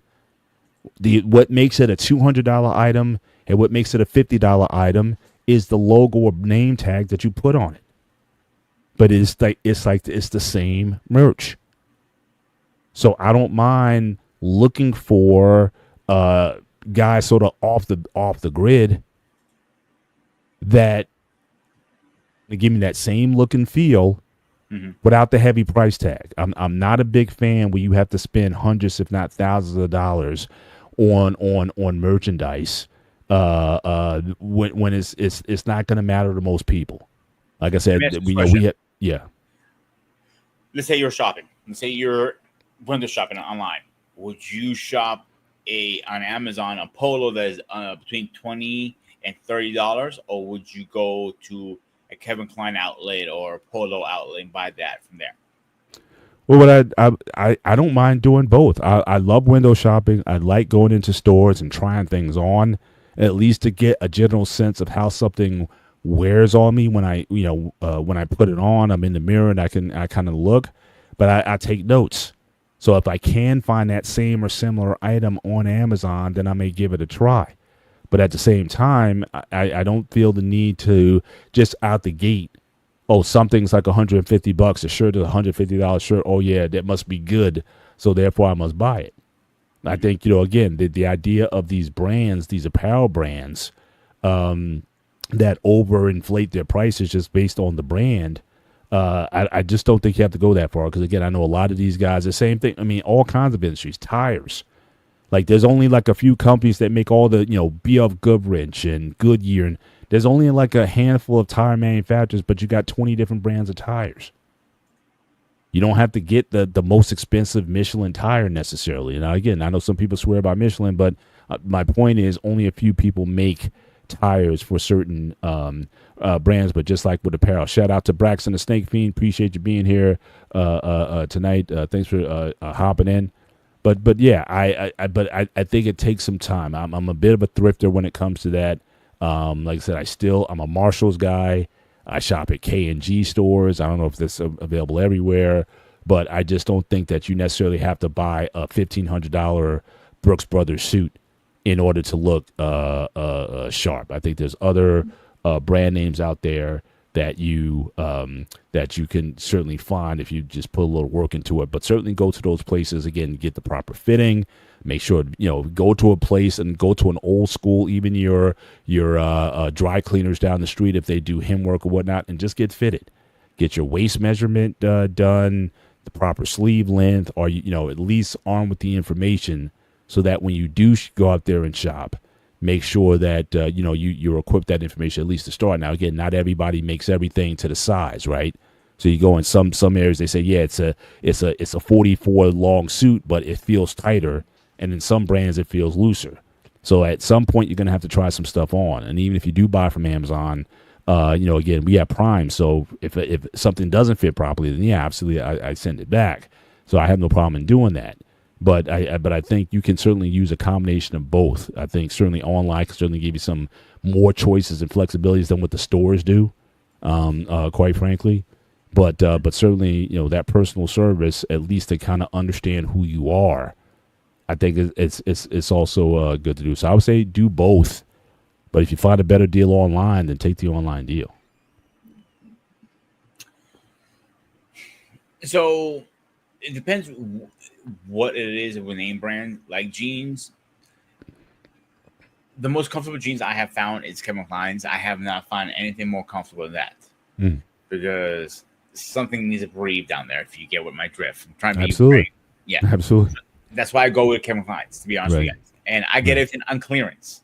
I get last year's model. What's the difference with this year's and last year's model? Absolutely nothing. So, and I get coupons. Trust me, I am a bargain shopper. I will bargain my ass off. I will even flirt with the girl who's catching me. Hey, that's a nice necklace. And can I get a 20% discount on top of that? And, make them laugh a little bit. You never know. You can try. But when it comes to like polo, for example, Ralph Metro, whatever his name is, you go in the store, even online, you're paying $110 for a black plain polo. Yeah, $110 fucking dollars. Yeah. And what is the difference between Kevin Klein's, Under Armour, or Amazon's brand? Nothing. Yeah. Just the name. Yeah. Shout out to Braxton Snake Fan says, Mr. Bennett, when you see clothes you like before trying them on you, you got to see yourself wearing it first. Yeah, I mean, certainly, I can certainly see it. Certainly in my imagination. Like I said, I don't mind trying things on, but again, if I could find the same product online for a better price, then certainly I will do that. And sometimes you can even go back to the store. Some stores now, they actually compare. So it's like, look, I found this same shirt, same SKU online. And they'll be like, okay, well, if it's for that price, we'll give it to you. So I've done that in the past. So definitely, but I say, do both. Like I said, but making sure you're properly fitted for certain things. Just like women got to be fitted for, I know women who buy bras off the rack, and you need to get yourself properly fitted. Go to like a boutique and get the measurement done before you go in and just buy a bra, just sort of off the rack that's not going to fit you right. So I think, guys, you have to do the same thing. Braxton also says, Ross, Burlington's, City Trends, Men's Warehouse, Steinmark, Men's Warehouse, Spencer's, Hot Topic, Big Lights, Walmart. Yeah, anywhere you can go, and Goodwill. I got a lot of items that I've got, because there was the last job I had, there was a Goodwill type of place very close to my job, and I used to go there at lunchtime. And I found all kinds of things in there that I still rock today that were in good shape, good quality, and, still rock them. So, again, I think it's, when you put it together, and you look in the mirror and you're liking your look or whatnot, things fit well and whatnot, then yeah, it doesn't matter where it comes from. So if people try to impress you by saying, okay, well, I went to this high-end mall and bought these items, and spent, hundreds if not thousands of dollars to put that together. I mean, look, if you got the bread, you got the bread. But I think for, again, if you're willing to put a little more patience into the process, I think you can find some good values out there. Markdowns, clearance houses, Nordstrom Rack, or off Saks Fifth Avenue and different places where you can find some deals. Now, I'm a Marshallholic, so you'll always find me in a Marshalls if there's one near. I'm always gravitating towards that to try to find something, a diamond in the rough, so to speak. But yeah, to spend high-end money just out the gate, I've been to a few Hugo Boss outlets. And what they be wanting for a shirt, $80 for a T-shirt, and those kind of prices and whatnot. I'm like, let me look around a little bit more and see if I can find something. I mean, certainly the stuff looks quality, but yeah, $80 for a T-shirt, or $200 for some slacks. Yeah, I think those are things I may want to be a bit smarter with going around. So again, Calvin Klein, Polos, Lacoste, Tommy Hilfiger. Absolutely. You can find, there's all kinds of different brands out there. Yeah. At Hot Topic and Spencer, because I got a goth pink rocker. If you haven't met one, or a black one, now you have one. Yes, I can tell from your picture that you're a little off the grid. So absolutely Hot Topic. I know my girls used to shop a lot at Hot Topic when they were younger as well. So yeah, you can find, like I said, apparel in different places. But again, don't necessarily go off the brand, because I can tell you a lot of brands are made by the same company. Maybe they may go a little bit more, certain brands, for a little bit better material, but it's the same manufacturing process on these brands. And so be mindful. I remember when, I don't know if you guys remember back in the day, Stephon Marbury, they had a 60 Minutes on him where he was selling basketball sneakers for $15. And, the thing he was saying was, it's like, look, you can buy the $150, $200 Nikes, but the Starberries, it's the same shoe. And so they cut the shoe open and looked at the materials and the fabrics and whatnot, and to say, was there a noticeable difference? And the differences were relatively slight. But because it's Nike, or because if it's a star, if it's Michael Jordan or LeBron James, that adds a significant amount of price to the cost of the shoe. Now, again, if you want to be a brand ambassador in that sense, then again, be my guest and go ahead. But for me, if I find a shoe, regardless of what it is, but it gives me the function that I need, again, unless I'm going to be around in circles where they're going to judge me based on the shoes that I'm wearing, Like I said, I can care less about brands. I just want good value and good quality for the money. And you can keep the brands. At See, here's least the thing. that's the way I've always thought about it. If I walk into any group, a business meeting, a conference, anything that you're gonna trust me what kind of shirt I'm wearing, or not what shirt, what kind of brand I'm wearing, you can go fuck yourself. I'll take my business somewhere else because that should not tell me who the fuck I am. Mhm. One thing I learned about every person that I know who actually has money, who has bread, they don't care about brand. They buy the cheapest stuff. Mhm.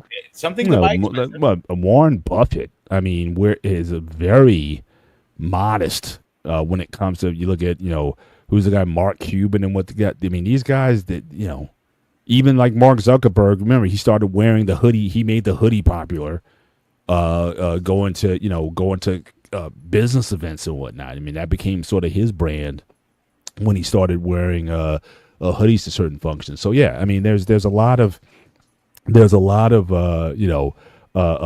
smart people. They say, like you said, the rich people, they buy the cheap ones, but the poor people tend to buy the brands. Yeah, like Adam Sandler, he buys the cheapest shit ever. Even the guy who played on John Wick, what's his name? Help me out here, Paul. You know what I'm talking about. Who plays John Wick? Oh yeah, Keanu Reeves. Keanu Reeves. He does not get name brand stuff. And anytime he needs to wear like a very expensive suit for an event, he rents it. Yeah. He rents even the jewelry. Most of the guys, we see him with his big bling and all that stuff. Most of his Hollywood stars don't own that stuff. Yeah. Rent it. Yeah. Or if, like I said, if they're brand ambassadors, then they get stuff for free anyway. So it's like, if you want to, yeah. So again, it's for Rock is a great example of that. Mm-hmm. He works with the Under Armour very well. Yeah. He gets a lot of free stuff from Under Armour. Oh yeah. Now I do have a pair of the PR4. I think I got the PR3s, the PR4s. I did like a sneaker. My only caveat, I like their performance overall. They run small though.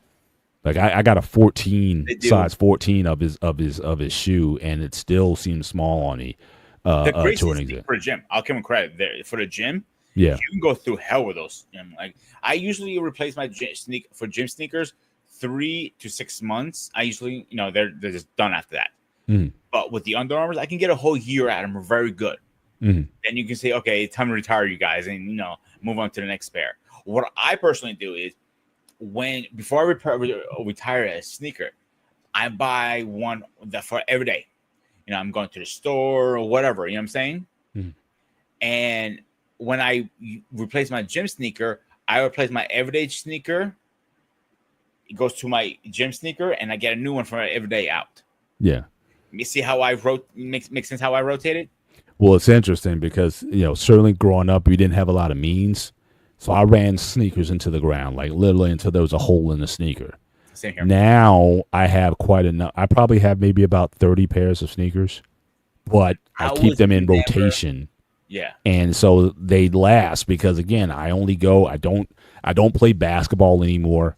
So that was a major reason why shoes got ran out, because I was playing a lot of basketball, a lot of running. So because I don't do a lot of running anymore, so again, they don't take a lot of wear and tear. The only thing that's really aged out of sneaker is if I've outgrown it.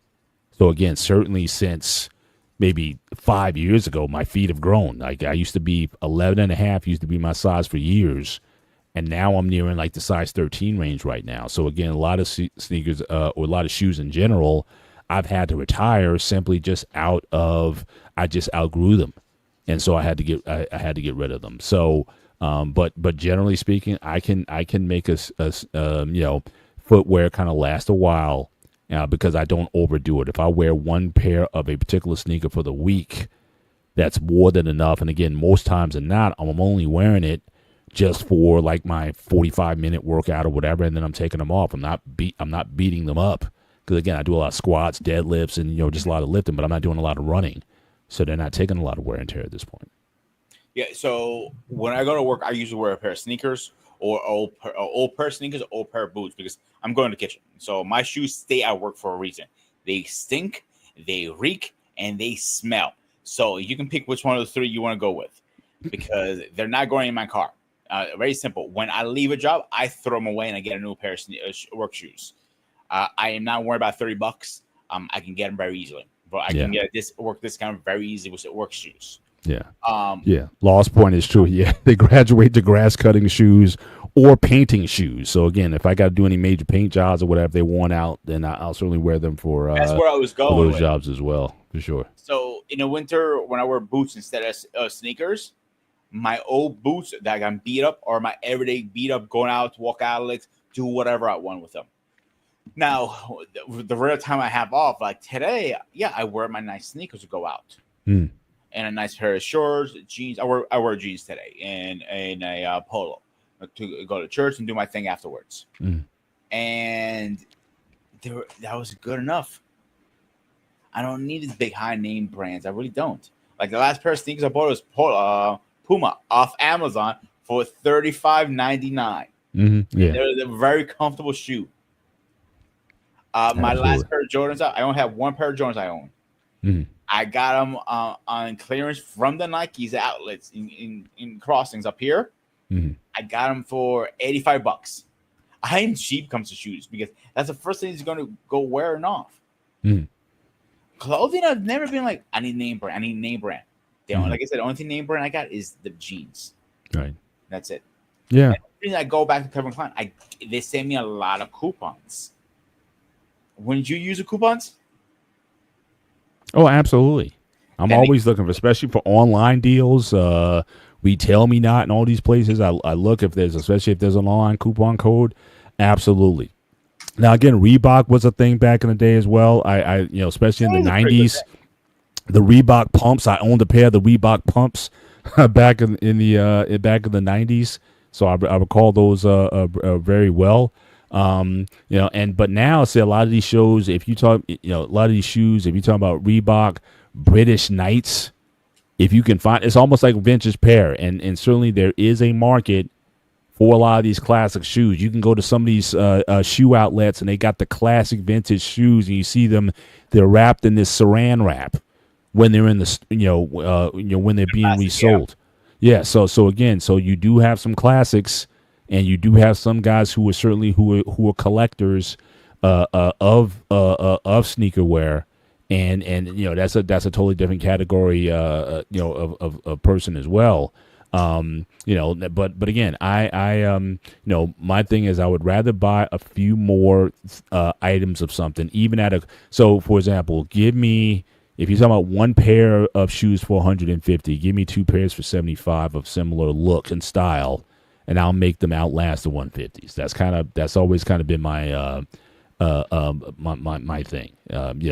Because again, I just don't put as that much wear on them, and especially if you give me two different colors or whatever, then I can kind of mix and match with different apparel that I'm wearing. I like the idea of having flexibility, and so the hardest thing in the morning is kind of choosing what combinations I want to do, But I also want to talk about now one habit that I did adopt recently is if I buy something, I get rid of two items of that same thing. Yeah. So if I buy a shirt, I got to get a T-shirt, which I just bought, so I got to get rid of two T-shirts because I can be a bit of a hoarder. So lately, I know, with my daughter moving out, there's been like a mass. If we had the time, we might do like a garage sale, but we just don't have the time to sit out all day and do that. So usually we just get bags, those big 55 gallon size bags, trash bags. We put a ton of clothes in there. My wife, she's really good at indexing, so she knows like how many shirts, how many blouses, how many slacks, how many pants or whatever. She keeps a journal, and we just give that to Goodwill. And at the end of the year, there's a tax write-off for us. So so we've just adopted that. And my thing now is if I haven't worn an item in over a year, I probably don't need it. So I tend to just donate it.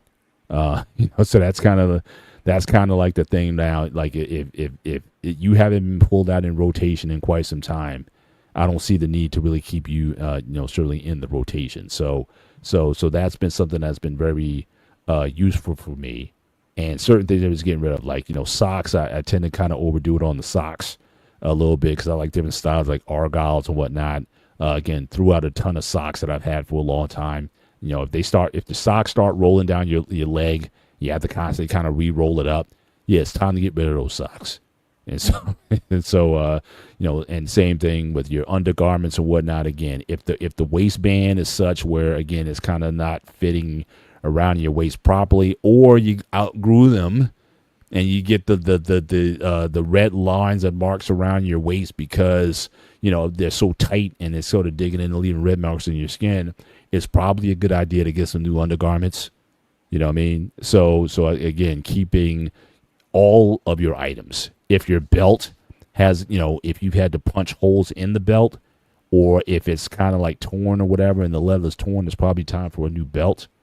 So, so I think certainly keeping your items fresh in your wardrobe. If your shoes start developing cracks in the shoe that you can't buff out or hide with, a good shoe polish or what have you, it may be time to get rid of those as well. So again, I'm learning just more over time not to just hold on to things just for the purpose of holding on to it. Yes, I may have an idea in my head that I may want to wear this today. When I look at my open wardrobe and say, hey, let me get this today. I may want to try something. But again, if you've just been sitting and I haven't seen you for a while, it's time to go. So we're going to continue that certainly for the rest of the summer, unloading and getting a bit slimmer when it comes to all of our clothing. Give them the goodwill. We get a nice, like I said, a charity write-off, and it's just a good way to keep things pertinent and maybe do some good at the same time, especially when something is one is used or it's just not in style anymore. No, I agree, because a lot of shirts, like I buy, to be honest with you, like once through a year, I always get rid of shirts. They start getting old, they're getting ripped, anything like that, right? Now, I buy like maybe between 4 to 5 shirts every year I go to Comic-Con, because that's the only way you're going to find them at Comic-Con. They're a Comic-Con exclusive. It's the only place that you can find them is at Comic-Con. You remember last year, I bought a couple shirts for both of us, remember? Yeah. And they're good. They're a good deal. Buy 5 for $20. Okay, you can't go wrong with that.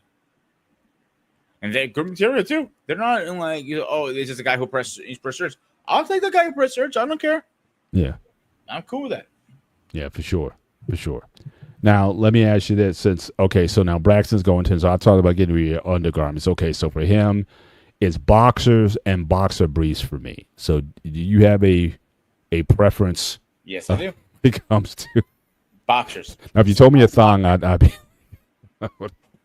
I can't do briefs. I can't do beef or rocks or any of that stuff. The Kraken needs to breathe, man.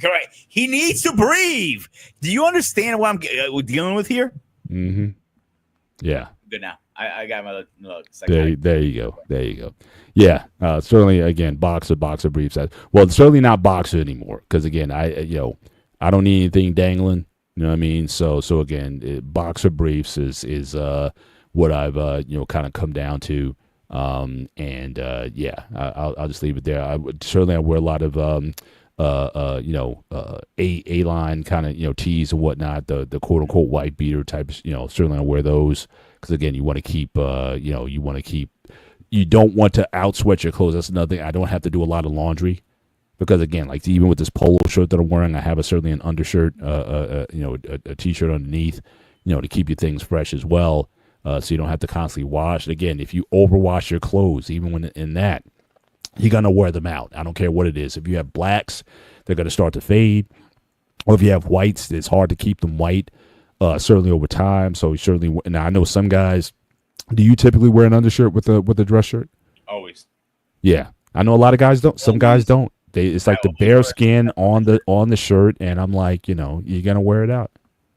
Like work shirt, even my work shirts, my chef coats, I wear. Technically, is actually company's policy. Every company I work, you must wear a black t-shirt underneath at least. Yeah, I just wear a t-shirt, undershirt under. To be honest with you, so for work, I use a sleeve one just in case I get burned or I get really messy. I can take that off really fast. Mm-hmm. For at home, I just wear a plain beater. That's all I underneath. Yeah, for years I didn't when I was younger. Like I thought it was stupid. but partially is because my grandmother forced me to wear undershirts for years and years and years. You know how you kids, you're forced to do things. So I went on a small phase, like, fuck you, I'm a rival. Woohoo, I'm not wearing a t-shirt, undershirt. And like, I looked at them like, this is stupid. So I started wearing undershirts. Well, like I said, I mean, and if it's got holes, it's got to go. Like I said, I get, like, back in the day, if you didn't have much, you wore your undergarments until they got holes in there, and then you got rid of them. I get that. But again, as soon as you're able to get some means and to say, you know, look, keep your stuff fresh now. And I think I was watching one of the, again, grooming channels, and the guy said you should replace your underwear every 2 years. I'm not sure about that necessarily, but, you know, certainly, again, depending on your washings and if they still fit properly over some time, definitely, you know, you need to keep even that part of your game fresh, men and women. You know, some women be wearing bras for years, and you see it starts to stripping and the tears and everything. Yeah, it's time to upgrade your bra. And this probably, especially with women, to change, you know, change my underwear. You know, I have to replace my boxers. Is if you bend down to grab something and you're whoosh, and it rips right down the middle. Yeah, it's time to replace the set. Yeah.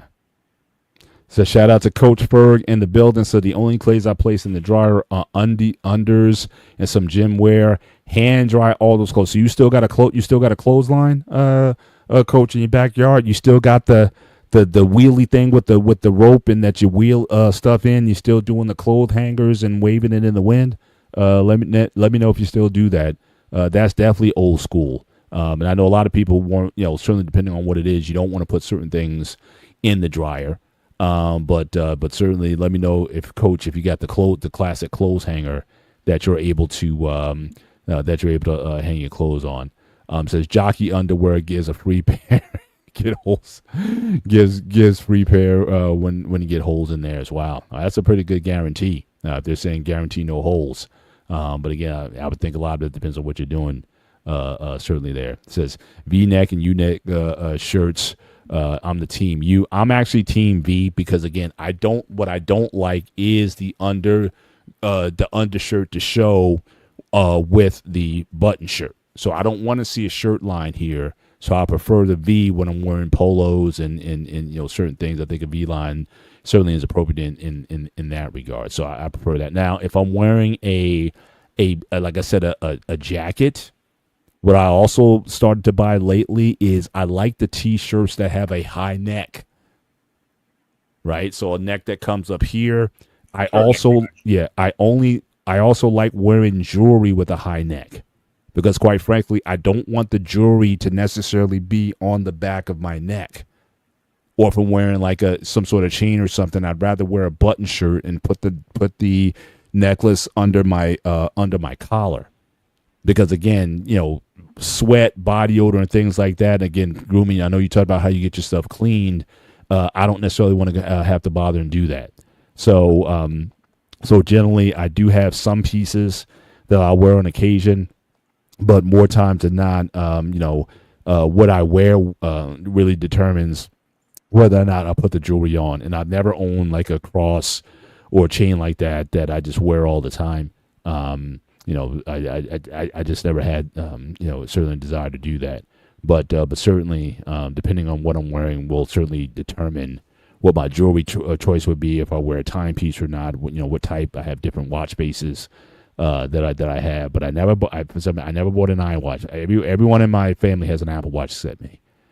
So I'm looking. You know, maybe I may do something in the future, but for now, you know, like I said, I just don't find the need. But we're coming towards the end of the show. Like I said, I got an early flight in a few hours. I got to be catch an Uber to the airport and get going here. So we're about to round up. Just stay up all night because by the time you pack and shower and you hit the bed, it's going to be time for you to get up. Just stay up all night and sleep on the plane.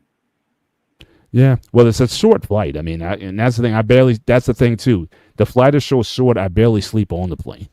So it's kind of like you know, I don't get I don't get a lot of rest. I'm kind of amped up, like I said, when I get on the plane, and like I said, you know, it's not always a you know, something where it's comfortable, and I'm tall, you know, so you know, unless I'm in first class seating where I can kind of put the seat back or whatever, And you hear the constant announcements and stuff all the time. So rarely am I ever like knocked down on a plane, especially on a ride that gets you there another 2 hours. Now, but now you're flying with your job. Do you fly first class, business class? How you flying?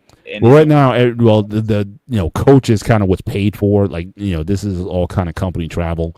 So they're not, if I was going like an international cross country or something, they may allow me to upgrade to business class, or I may have to pay the difference from that. But again, for business stuff, is mostly economy or economy plus, and then they reimburse you for the expenses. But yeah, if I book the first class ticket for a 2 hour plane ride, they probably would say no, or someone will call me about it. So I'm still learning. The same thing with dinner, right? I mean, you can go out to some nice restaurants and charge it up on the account, but again, they give you caps. I think it's like $100 per day cap on food expenses. So if you want to go out to Del Frisco's and blow it for that day, that's up to you. Or if you want to buy yourself breakfast and lunch and then have that nice meal at night, up to $100, then you can certainly use it then. But if you don't come to them with a $300-$400 bill for one person, so those are things you got to be sort of understand the book as well. Behind that is even now the prices of food eating out, $100 usually is not enough. Usually about $150-$200 a day for eating out sometimes. Yeah, well, again, maybe once I get into some upper classes, maybe that may change. But we're going to wrap up the show. Again, we want to end this at 1:55. So again, any final thoughts, Pete, on your end as we close this thing out? Be cheap and save your money. Absolutely. I'll co-sign on that. Again, there's great value out there if you can actually look for it and find it, and you definitely don't want to. You won't need 100. No, I typically don't, but I'm just saying. But for some high rollers, they may certainly try to do that. But yeah, I mean, so again, common sense when it comes to dress and dress code, wear for the occasion, and dress appropriately. I've always been taught either dress at the level of the event or one notch up from the event that you're at. You never want to be known poorly for your appearance. So always take that in mind, whether you're bearded or bald. Just make sure that your grooming is proper in everything you do. But again, I want to thank you guys again for joining us on The Gray Area. Make sure you hit the like button, certainly as you leave the show, and both here and on the Sparta HQ Network. So again, I'll be on the road again next week, so I'll try to participate. I should be here for the one-on-one sports show on Wednesday, and I know Sparta's going to have some shows coming up. So next week we'll be on this Gray Area again, while I'll be flying out very early in the morning again. But certainly, doing what we can, certainly to make these channels be all they can be. So appreciate BMU for the platform. Appreciate always sharing the stage with my man, Sparta HQ. For myself, Mr. Bennett, he is... This is Sparta! The Ghost of Sparta. This has been The Gray Area. You guys take care. Enjoy the rest of your week. God bless, and we will see you next week. Good night.